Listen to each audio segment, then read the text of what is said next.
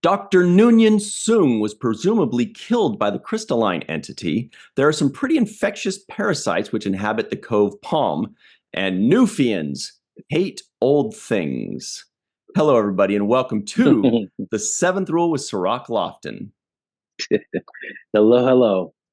My name is Ryan T. Husk, and today we're doing a review of Star Trek The Next Generation Season 4 already, Episode 3, entitled Brothers, written by the Rick Berman, directed by the Rob Bowman, superstar group right there.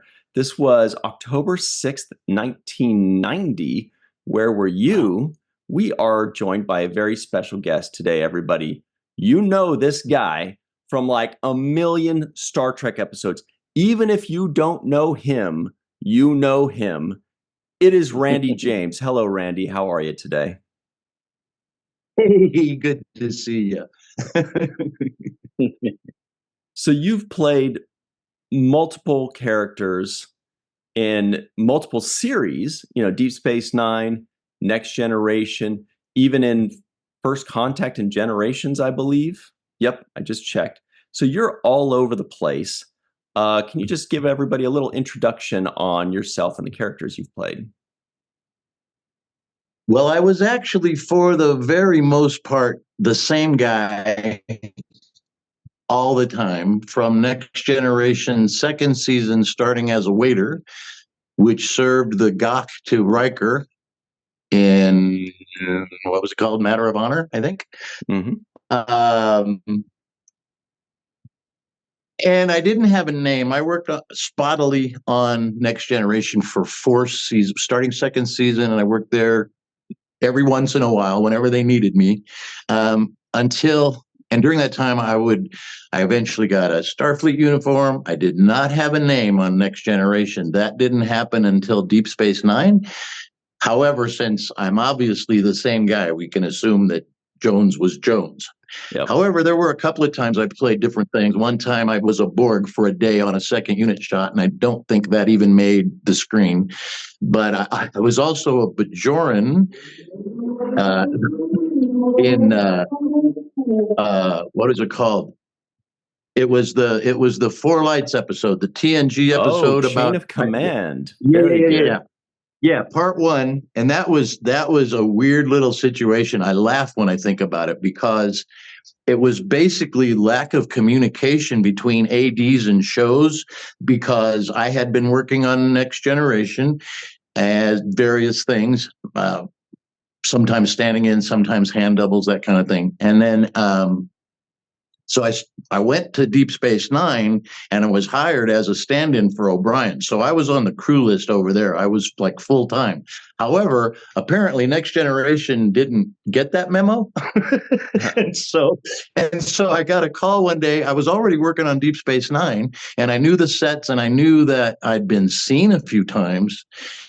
And I got a call from Central, wanted me to do Next Generation, and I said, well, I'm working on Deep Space Nine, right? And he goes, oh, yeah, but it's okay. You're going to be an alien. And I'm like, okay. So I get there. There's 3 of us who are going to be aliens. And the other 2, they made up as aliens and completely unrecognizable. But they made me a Bajoran, which is basically me with a wrinkled nose. Yeah, you know what I'm saying? Yeah. And then they put me in the very seat that Patrick is going to sit in. So the scene opens up. We shot it on the promenade at Deep Space Nine, which was, they were excited to use a new set that they had across the road,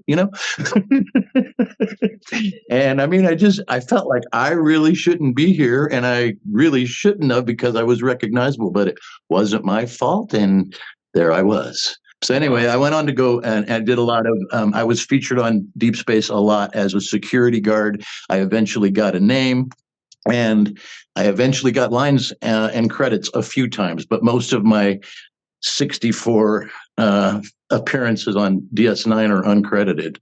Mm-hmm. Sure. I told you I don't do short answers. No, that's great. We love it. I love it. Before I get into some of the acting stuff, I always have a curiosity about this guy's name that always pops up. He's one of our favorite directors from the from the Next Generation. His name is Rob Bowman, and I don't remember working with him that much on Deep Space Nine, but I wanted to get your take on your experience working with him. We like his work, and it kind of shows his. Absolutely. I thought I went away for a minute. His eye for detail shows. So I just wanted to get your take on your experience with him. Rob was a very cool guy, long hair, pretty young, probably early 30s. The first time I met Rob, and I never got to know him well, but the first time I met Rob was on the Gawk episode when I was away. My first featured bit was a Rob Bowman episode. What was that called? A Matter of Honor. And I remember thinking he was really cool. He did direct Brothers, the one we're going to talk about. He later became much more famous, and the reason probably you didn't see him on Deep Space Nine was he was doing X-Files by then. And he directed a whole lot of X-Files and became a producer, and I'm pretty sure that he directed the X-Files movie when they made it. So that was he got big over there. Well, we see the talent that he had on Next Generation, because you can see the episodes that he does are just cinematographically, the way it's done, it's a lot better. Particularly even with this Brothers episode, there were some clever choices that I thought he made to really showcase the set and make some nice camera angles, bringing ones into twos and overs, and having people step into the mark. So it would be over the shoulder, would turn into an over the shoulder, even though it didn't start that way. So I do like the way he kind of plays with his camera work. Mm-hmm. It's funny you said that, because the one thing that I remember him saying during the filming of Brothers, and I don't remember the exact shot, but he set up a shot and they set it all up, and he looked at that and he goes, "If you don't like that, you don't like ice cream." Well, now hang on a second. That's not fair. Because if you don't like that shot, you're not going to say anything, because everybody likes ice cream. People need to get a hold of themselves if they don't. Okay, so Randy James, we're going to talk a little bit about how the sausage is made, because there's a really cool scene in this episode, Brothers, that we are covering today. Sirach and I will discuss it much more in the next segment, but before we do that, there's some interesting things going on here. For example, we've got two characters played by Brent Spiner here. You've got Data, Dr. Noonien Soong, clearly some kind of witchcraft, cinematography witchcraft going on here. However, I know enough about film to know that if he's playing both of these, this gorgeous hand here cannot be his. Am I right? And what's the story behind this? You are correct, sir. And it's funny because I just posted that photo yesterday, having no idea we'd be talking about it today. Perfect. So where to begin? First of all, I got called into that episode. They needed another stand-in for Data because the guy that had been rehearsing, it's unusual for stand-ins and whatnot to do rehearsals, but this episode was so technically difficult that they'd been rehearsing it, and I wasn't involved in that, but Guy Vardaman, who was usually standing in for Will Wheaton, I think, and sometimes Brent, was one of the guys rehearsing, and he had a car accident, actually. He's fine. But he couldn't work for a while, so I came in at the last minute to take his place, because we have 3 datas going on. So we've got photo doubles, we've got stand-ins, and so when I got there, we had I think Brent was Soong, he was, and there was a photo double completely made up as Data, with the makeup and the hair and the everything, so that over the shoulder he'd look exactly like Data. And I was standing in, so there was a lot going on. But at any rate, Rob Bowman was directing. Rob Legato was special effects guy. Rob was our EFX guy on both Next Gen and Deep Space Nine. He later won an Oscar for Titanic. I'm telling you, there was a lot of talent in the room. Really? Yeah. Yeah. So anyway, wow. So I learned so much though. It must have been a 3 or 4 day thing that we did. And I am getting to the shot that you're asking about, but so we've got blue screen and split screen. You were exactly right pointing out that vague line, but that's what they use for a reference line to keep the shot separate.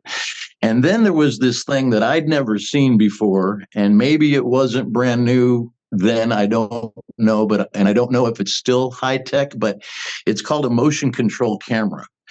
And it took a lot of time, but what they did was they would do a shot. Let's say that Brent is playing Data.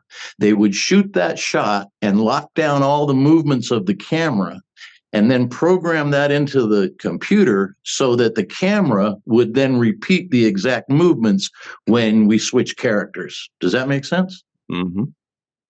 I know, it's like techno stuff. That's tough. That's tough. So when we were shooting the Sung and Data thing, I think he was talking over the shoulder. He'd be talking to the photo double. But in the shot you're looking at, Brent went. I'm on the left side where you can't see me because I'm on the blue screen side. And Brent reached across and touched my face. I've always loved that face. Very good. And, by the way, I thought Brent should have got an Emmy for this because he was amazing in this. You should have gotten 3 Emmys for it. Seriously, though, 3 distinct characters, 2 look identical, but you always knew which one was talking. I told him this the last time I saw him about 3 years ago here in Denver, which is when I watched the episode for the first time in about 20 years because I was going to see him and I wanted to just kind of remind myself. At any rate, so once we got everything shot, to get to this side, this was a second unit day after the fact, and they've got both sides of the shot, like you pointed out. There's Data and there's Sung, but there's no hand. Okay, and so they literally put latex makeup on my hand, so it not only had color but texture as well. And you can see that hand looks 100 years old, and I wasn't quite 40 yet. Anyway. So, but it was a really tricky thing, and this was fun, but thank God for monitors because they've got the camera behind me, and we have to perfectly match my arm coming into where you can just see Brent's shoulder just a little bit there, and it has to be exactly right, or it's not gonna play. And so the camera's behind me, and I'm working with the second unit guys who are all nice guys. We've all worked together before. And they're telling me, okay, a little left, a little right, a little up, a little down. It's like this for like a half an hour. And I'm like, I have no idea what we're trying to do. And I finally said, is there a monitor that I could see? And they go, oh, yeah, that's a good idea. So they got me a little monitor and put it off camera in front of me. And now I can see it. So I can see whether it matches or not. You know what I mean? So I'm looking at the shot and I get my arm in there and just go, like, perfect, shoot it. And I've always loved that face. So when he said it, he was saying it to me. And then I was patting his face when Sung said it. That's movie magic right there. It really was. It was educational. He said it to you, and you were the one touching the face. That's exactly. A lot to get around. I know when I saw him last time, he was here in Denver about 3-4 years ago for Starfest, which they don't do anymore, sadly. He actually did the last panel for the last Starfest. Oh, wow. But anyway, I hadn't seen him since probably first contact. And anyway, I went up to him and went to shake his hand, and he was still wearing a mask. It was still kind of post-pandemic, and he didn't want to shake hands. But I told him, I said, my hands are your hands. And he goes, oh, really? And I told him, I said, yeah, when Sung touched Data's face, it was me. And he says, I've always loved that face. Excellent. Well, Randy, it seemed with all of that technical stuff and the fact that it took 30 minutes just to position the hand for, a 4-second shot, It seems like you guys were probably in the trenches on that set for multiple days. Do you remember how many days it was? Were there other things going on? Do you have anything else to tell us about that? Because I just kept watching this. I also heard that some things that didn't make the cut was Brent also played the family dog. He also played the dishwasher. Like he was all, but then they're like, no, it's too much. We got to pare it down. And but he was amazing. But there was a lot. These kind of things take a long time. So it must have been multiple days, right? My part was definitely multiple days, and what I remember was working almost entirely in the Soong's laboratory set. So it was that set with all three actors that I worked on the most. I don't think they needed me for other parts of it, and I don't remember, because typically an episode is 7 or 8 days of very long days, and I think I did at least 3, maybe 4. I don't remember. But we were always in the would you say in the like we were always going over, and I mean the hours were crazy because it was a very ambitious show. Mm-hmm. Yeah, I'll say. Do you recall at all the set they built for the boy who was in the glass box? Did you happen to? I know you weren't in any of those scenes, but they had the boy in this episode who was being cared for by Dr. Crusher, and he was in some kind of Starfleet-looking glass box bubble that they were using to quarantine him. So I just wanted to know if you had caught a glimpse of that set. It looked pretty elaborate. Same episode, brothers? Same episode, yeah. Yeah. I'm sorry, it doesn't even ring a bell. I was all about Brent on that one. You were on the Brent side. Okay, yeah, no, totally. Because for those people at home that don't know, in these kinds of scenes, the way they break it down, this is a Brent day. We're going to bring him in, and the other Dr. Crusher scenes were probably done on other days. Absolutely, yeah. Also, my question, Randy, this is a Rick Berman episode. We didn't see many Rick Berman written episodes, if any. I think this might be the only one I've ever seen, actually. And maybe there's a controversy there. Maybe he took the credit for somebody or else. But I just thought it was interesting that his name was on this episode. And I wanted to ask you, was he present on the set while you guys were filming because it was his episode? Not only no, but hell no. Okay. Honest to God. First of all, I think you might be onto something about taking credit. I don't know facts about that, but I've heard from others that. Interesting. I'm going to get in trouble for this one, but I've heard that Rick doesn't write anything, and that comes from people who do. And I can tell you that after 11 years of working on Star Trek, and 7 of them were full-time, I saw Rick Berman on either of the sets maybe 5 times ever. He was not a hands-on guy. Were there any? Mm-hmm. No. Were there any particular causes for that? What was the occasion for him to be present? Was it a guest actor that he wanted to meet? Was it a big season-ending finale? What was the thing that would bring Rick to the table? That is a great question, because I've got 2 fun answers for that. First time. All right, here we go. All right. Well, they're not that great, but the first time I remember him coming on the stage, and I'm not sure, I mean, this was way back, well, when Next Generation did its 100th episode, Rick Berman carried the cake in the shape of the Enterprise because he was being followed by Gene Roddenberry. Okay, Gene was still around. And so they came to the set to celebrate the 100th episode. And Gene sat in the captain's chair holding this really cool cake in the shape of the Enterprise. Wow. And so they took a few pictures of that, and I think you can probably find those online. But at one point, they invited everybody working that day, everybody, lighting guys, crew guys, camera, everybody on the stage went on to the bridge, which was a real crowded bridge, and then took a group photo. And sadly, I don't know anybody, including Doug Drexler, who can find that shot. And so there is a shot somewhere of me in a photo with Rick Berman and Gene Roddenberry, but sadly, I don't have one. Yeah, you're right. I'm seeing this picture, but I don't see you in this particular one. Yeah, that's the day. That is absolutely the day. And so that's not the, cool. So that wasn't, that was before they invited everybody else. And we're talking 50 more people up on this stage. Wow. So, but yeah, that's the one.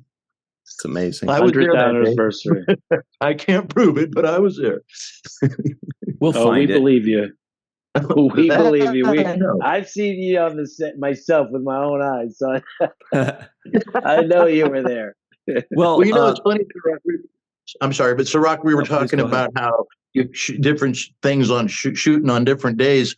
You and I only got to know each other sitting outside pretty much because your scenes had nothing for me to do. If it was you and Avery in a room, there wasn't even a background. Nobody, you know what I mean? There weren't very many things where we actually were in the scene together at all, unless there's one I know where we crossed each other in the promenade. But I'm just saying, we worked together for 7 years, but we almost never were on camera together. So. Yeah, but we spent a lot of time in those Paramount alleys talking and shooting the shit though. Me more than you, but yes, absolutely. Oh, that's so cool to be a fly on the wall in those days. Wow. But you, Randy, you kind of, and by the way, we only have you for another minute or two, and we really appreciate you taking the time all the way out from Colorado, where it's a beautiful 78 degrees. But what you have enjoyed in your life is kind of the double fandom. You know, what the fans always want. You kind of got to be a fly on the wall watching Star Trek magic happen, but also a participant. You know, people like Sirach, Sirach was really surrounded by it, engrossing. He's memorizing lines. He's doing all this stuff. You know, and I'm sure, Sirach, you got plenty of time to sit back and really soak it up and enjoy it. But with what Randy was doing, he got to kind of fly under the radar sometimes, kind of observe, kind of think about it and soak it up at the same time, again, as participating, as having, you know, your hand front and center or your face reaction, you know, something like that. Can you just give us a feeling of what that's like in hindsight? Well, I mean, thank God it was Star Trek, or nobody would be talking about it for 25 years. You know, first of all. So, and I was a huge fan of The Next Generation, or excuse me, the original series, which, you know, came on when I was only 11. I didn't get into it till high school. It was already syndicated. But I really, really was into it for a long time. And it never even occurred to me there'd be a chance to work on Star Trek because it was done. You know what I mean? There was 10 years of no Star Trek until the movie came out. And then I was pretty excited about that. So, you know, and even so when Next Generation, I'm sorry, I'm just blah, blah, blah, blah, blah. It feels really good, but it's funny because it's almost more important 30 years later than it was at the time. You know, and because of streaming and social media, some people do know who I am now, and most didn't before. It's like I was, you know, they recognized my face, or, you know what I mean? They'd seen me a few times, but they couldn't put a name with it or anything like that. So for me, it's good. Sounds amazing. Well, you survived 2 different shows without being a red shirt and getting killed. I mean, that's amazing.